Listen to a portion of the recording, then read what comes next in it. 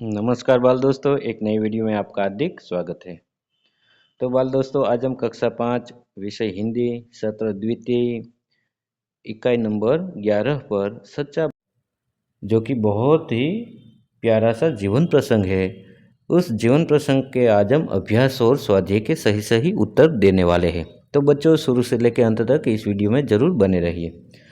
तो देखिए बाल दोस्तों, सबसे पहले तो हमें ये पता होना चाहिए कि ये जो हमारा टाइटल है, शीर्षक है सच्चा बालक, उनका शाब्दिक अर्थ क्या होता है। सच्चा यानी कि जो सच बोलता है वो, और बालक यानी कि बच्चा। तो इस जीवन प्रसंग में भी कुछ ऐसा है कि इसमें एक बालक है जो अब्दुल कादिर उनका नाम है।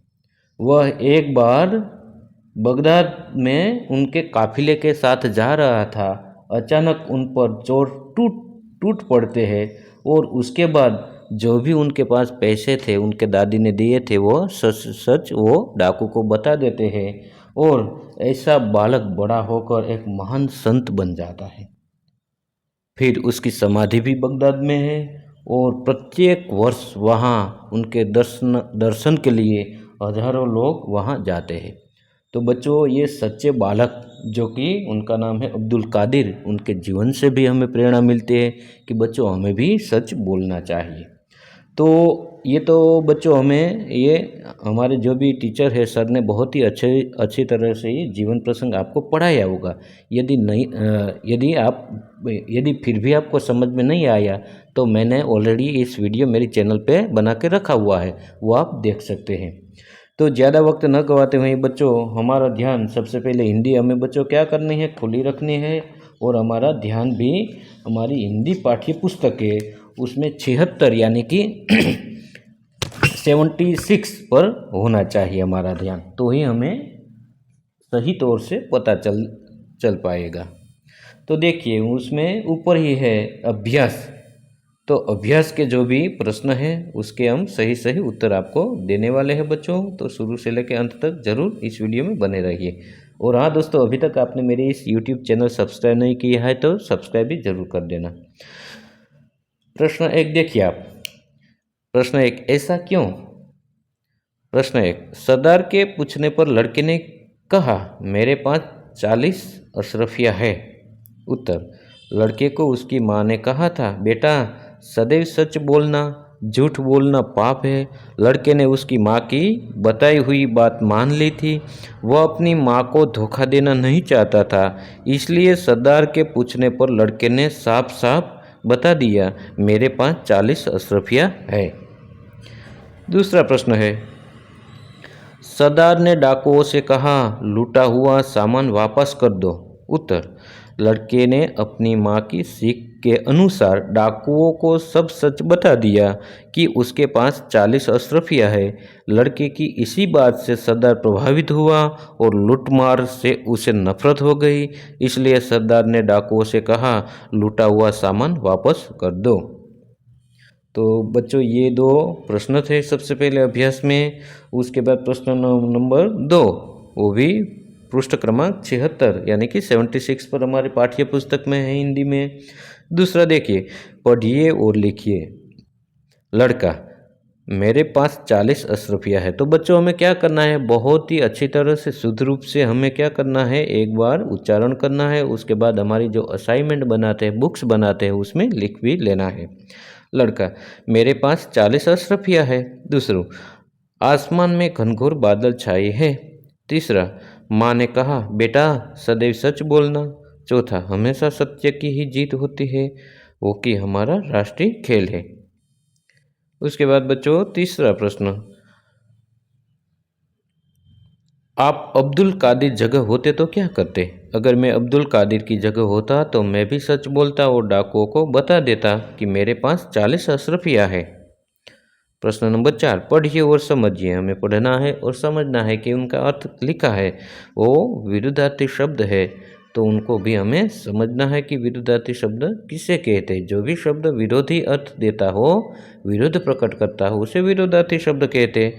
जिस प्रकार माँ तो के बाप, बड़ा तो के छोटा, सच झूठ, नेक बेईमान, प्रसिद्ध अप्रसिद्ध, आज कल पास दूर। उसके बाद 5वां प्रश्न है, सच्चा बालक कहानी का कथन एवं लेखन कीजिए। तो बच्चों सबसे पहले दो शब्द हमारे यहाँ आए कि सच्चा बालक कहानी का कथन, यानी कि हमें कहनी है कहानी को हमारे क्लास में, वर्ग में, हमारे दोस्तों को, और उसके बाद हमें लेखन भी करना है। तो आपने जिस प्रकार से ये कहानी पढ़ी है उसके आधार पर आप क्या समझे वो हमें हमारे दोस्तों को बताना है, वर्ग में हमें सबके सामने दोहरानी है और उसके बाद एक बार भी लिखना है। तो कि क्या है कि हमें उस कहानी है, जीवन प्रसंग है, वो पूरी की पूरी कंठस्थ हो जाए। तो मैंने यहाँ लिखा है आपकी सुविधा के लिए, टाइटल दिया है सबसे पहले सच्चा बालक।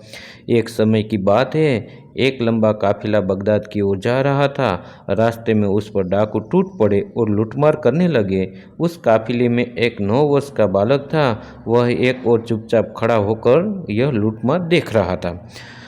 एक डाकू ने उस लड़के को देखा तो उससे पूछा, लड़का सच बोला? उसने अपनी सदरी में से 40 अशरफियाँ निकाली और उस डाकू को दे दी। डाकुओं के सरदार को आश्चर्य हुआ कि इतने छोटे लड़के ने अपनी अशरफियाँ छुपाई क्यों नहीं। लड़के से पूछने पर उसने बताया कि वह अपनी माँ की सच बोलने की सीख मानता है। वह ऐसी मुसीबत के समय भी अपनी माँ के साथ गद्दारी नहीं करना चाहता था, इसलिए वह सच बोला। इतने छोटे लड़के को अपनी माँ की सीख पर अड़िग रहते देखकर डाकू और उनके सरदार का दिल पसीज गया। उन्होंने लूटा हुआ माल वापस कर दिया और नेक रास्ते पर चलने की प्रतिज्ञा ली। सच बोलने वाले इस बालक का नाम अब्दुल कादिर था। वो बड़ा होकर महान संत हुआ। उनकी समाधि बगदाद में है। बड़ी संख्या में लोग दर्शन के लिए जाते हैं। प्रश्न नंबर 6 वो हमारी पाठ्य पुस्तक के 77 यानी कि 76 पृष्ठ पर है। पढ़कर प्रश्नों के उत्तर दीजिए। एक बार हमें पढ़ना है, उसके बाद उत्तर देना है। तो क्या पढ़ना है? तो कि पृष्ठ क्रमांक 77 पर हमारी हिंदी पर एक पैराग्राफ दिया हुआ है। देखिए बच्चों, हिंदी का एक दैनिक पत्र है। उसमें से गणपति की मूर्ति है और उसमें कुछ लिखा हुआ है, वो एक बार हमें पढ़ना है। उसके आधार पर ये हमें क्या करना है बच्चों? प्रश्नों के उत्तर देने हैं। प्रश्न 1 है, अखबार में छपा समाचार कब प्रसिद्ध हुआ? तो उसमें देखिए ऊपर हमारे पास हिंदी की पाठ्य पुस्तक है, उसमें ऊपर है अहमदाबाद रविवार 28 अगस्त ऐसा लिखा हुआ है। तो उनका उत्तर आएगा अखबार में छपा समाचार 28 अगस्त 2011 रविवार के दिन छपा हुआ है। दूसरा प्रश्न, समाचार की हेडलाइन पढ़िए। उत्तर, वडोदरा में पहली बार गणेश जी की मिट्टी की प्रतिमा स्थापित। इस हेडलाइन को सिर्फ पढ़ना है। तीसरा है, समाचार किसके बारे में है? समाचार वडोदरा में गणेशोत्सव के लिए तैयार होने वाले गणेश जी की 22 फुट की ऊंची और 800 किलो वजन की मिट्टी की प्रतिमा के बारे में है। चौथा प्रश्न है, समाचार पत्र के संदर्भ में कोई 4 प्रश्न बनाकर उत्तर दीजिए। तो हमें बच्चों क्या करना है, इस जो कटिंग है अखबार का उसमें से 4 प्रश्न भी हमें बनाना है। तो मैंने बनाई है यहाँ य अ ब क ड इस प्रकार से करके। यह किस शहर का समाचार है? यह वडोदरा शहर का समाचार है। समाचार किस दिन छपने वाले हैं? समाचार 28 अगस्त 2011 रविवार के दिन छापने वाले हैं। तीसरा है, गणेश जी की प्रतिमा किससे बनाने का निर्णय किया गया है? गणेश जी की प्रतिमा को मिट्टी से बनाने का निर्णय किया गया है। प्रतिमा का कद और वजन कितना है? प्रतिमा 22 फुट ऊंची और वजन 800 किलो है। उसके बाद 5वां प्रश्न है, देखिए पृष्ठ क्रमांक 78 पर है हमारी हिंदी में। निम्नलिखित शब्दों के समानार्थी शब्द ढूंढिए। समानार्थी उनका मतलब ही बच्चों होता है कि समान अर्थ कोई भी शब्द देता हो उसे हम समानार्थी शब्द कहते हैं। मान लो कि सुबह है तो उनको सुबह को हम प्रभात भी कहते हैं, सवेरा भी कहते हैं। तो इस प्रकार से नगर को शहर भी कहते हैं, बड़ी तो के विशालकाय, गणपति को गणेश भी कहते हैं, गजानन भी कहते हैं, खास यानी कि विशेष, अतिथि मेहमान कहते हैं, मूर्ति को प्रतिमा कहते हैं। उसके बाद बच्चों हमारे पृष्ठ क्रमांक 78 पर स्वाध्याय ऐसा लिखा हुआ है। तो बाल दोस्तों आपसे अनुरोध है कि अभी तक आपने मेरे इस YouTube चैनल को सब्सक्राइब नहीं किया है तो प्लीज़ एक बार सब्सक्राइब ज़रूर कर दो, क्योंकि बच्चों इसमें मैंने कक्षा 5वीं से लेकर 8वीं के बच्चों के लिए गुजराती, हिंदी, संस्कृत के कोई भी पाठ की समझ हो, कविता की समझ हो, स्वाध्याय के प्रश्नों के उत्तर हो, अभ्यास के प्रश्नों के उत्तर हो, स्वाध्ययन पोथी सॉल्यूशन हो, सभी मैंने इस चैनल में वीडियो बना के डाले हुए हैं। तो प्लीज़ एक बार इस चैनल की भी ज़रूर मुलाकात लें और मेरे चैनल को सब्सक्राइब ज़रूर कर दें। उसके बाद देखिए बच्चों, प्रश्नों के उत्तर दीजिए। काफिला कहाँ जा रहा था? काफिला बगदाद जा रहा था।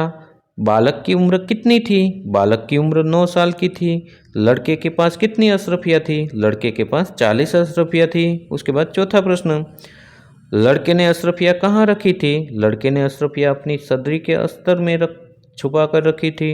लड़के की माँ ने उसे क्या सीख दी थी? लड़के की माँ ने उसे हमेशा सच बोलने की सीख दी थी। छठा प्रश्न, डाकुओं ने लड़के से क्या सीखा? डाकुओं ने लड़के से ईमानदारी सीखी। उन्होंने सोचा कि इतना छोटा लड़का अपनी माँ की सीख मानकर चलता है और हम है कि अपने भगवान के बताए हुए नेक रास्ते पर नहीं चलते। उस दिन से उन्होंने लूटमार करना छोड़ दिया और नेकी के रास्ते पर चलने की प्रतिज्ञा ली। नेकी यानी कि बाल दोस्तों ईमानदारी, सच्चे रास्ता है। सच बोलने वाला लड़का कौन था? सच बोलने वाला लड़का अब्दुल कादिर था। हालांकि उनकी आज भी वह बगदाद में एक मूर्ति है, वहाँ हजारों लोग वहाँ उनके दर्शन के लिए जाते हैं। अब्दुल कादिर की समाधि कहाँ है? अब्दुल कादिर की समाधि बगदाद में है। प्रश्न 2, सही जोड़े मिलाइए और वाक्य प्रयोग कीजिए। सबसे पहले हमें बच्चों क्या करना है? सही जोड़ मिलाने हैं, उसके बाद उनका एक एक वाक्य भी बनाना है। तो सबसे पहले हम उनकी जोड़ मिलाते हैं। तो हमारी पाठ्य पुस्तक में 78 पृष्ठ पर है, एक और 5 वाक्य है और दूसरी ओर 7 है। तो मैंने यहाँ आपकी सुविधा के लिए सही वाक्य जोड़ दिए हैं। कड़क कर बोलना यानी कि कठोरता से बोलना, तो हमारी पाठ्य पुस्तक में देखिए वो पहले के सामने चौथा आएगा। तो मैंने यहाँ उत्तर लिखा हुआ है, तो आप अपनी सुविधा के लिए जोड़ भी सकते हैं। घुटने टेकना यानी कि हार मानना। नेक रास्ते पर चलना, सही रास्ते पर चलना। आंखों का तारा होना यानी कि बहुत प्यारा होना। कान फूंकना, कान में कहना यानी कि किसी ने विरुद्ध कुछ कहना। उसके बाद देखिए सही जोड़े मिलाइए और वाक्य प्रयोग कीजिए। सही जोड़ तो हमें मिलाइए, अब हमें क्या करना है? जो भी मुहावरा है ये उनके वाक्य में भी किस प्रकार से इस्तेमाल होता है, किस प्रकार से बोलना है, उनका भी हमें प्रयोग करना है। पहला है कड़क कर बोलना यानी कठोरता से बोलना। सेठ जी कड़क कर बोले तो नौकर ने चोरी कबूल कर ली। तो बच्चों इनका मतलब ये नहीं कि मैंने यहाँ लिखा हुआ है वो ही आप लिख सकते हैं, आप अपने आप से भी लिख सकते हैं। मान लो कि आपके कोई सर है तो उसके बारे में आप लिख सकते हैं कि हमारे सुरेश साहब है वह बहुत ही कड़क कर बोलते हैं यानी कि कठोरता से बोलते हैं। यानी दूसरा है घुटने टेकना यानी कि हार मानना। अफ्रीकी गेंदबाजों ने भारत के आगे घुटने टेक दिए। तो दूसरा वाक्य भी हम लिख सकते हैं कि पाकिस्तान क्रिकेट टीम ने हिंदुस्तान की टीम के सामने अपने घुटने टेक दिए। मैंने अपने पापा के सामने घुटने टेक दिए यानी कि हार स्वीकार कर ली। कोई भी आप लिख सकते हैं। नेक रास्ते पर चलना, सही रास्ते पर चलना। हमें हमेशा नेक रास्ते पर चलना चाहिए। चौथा है आंखों का तारा, बहुत प्यारा। बच्चे अपनी माँ के आंखों का तारा होते हैं। आप लिख सकते हैं कि मेरा भाई मेरी माँ के आंखों का तारा है, मेरी बहन मेरी माँ के आंखों का तारा है। इस प्रकार से भी बच्चों आप लिख सकते हैं। कान फूंकना, कान में कहना यानी कि किसी के विरुद्ध कुछ बात कहना। कई लोग आपस में झगड़ा करवाने के लिए दूसरों के कान फूंकते हैं। तो बच्चों ये था आज का वीडियो। ये वीडियो आपको कैसा लगा? यदि आपको इस वीडियो अच्छा लगा तो वीडियो को एक लाइक कर देना, एक प्यारा सा कमेंट करना और अपने दोस्तों को भी ज़रूर शेयर करना। और हाँ दोस्तों, अभी तक आपने मेरे इस यूट्यूब चैनल सब्सक्राइब नहीं किए है तो प्लीज़ एक बार सब्सक्राइब ज़रूर कर दें। तो बाय बाय दोस्तों, मिलते हैं अगले वीडियो में। नमस्कार।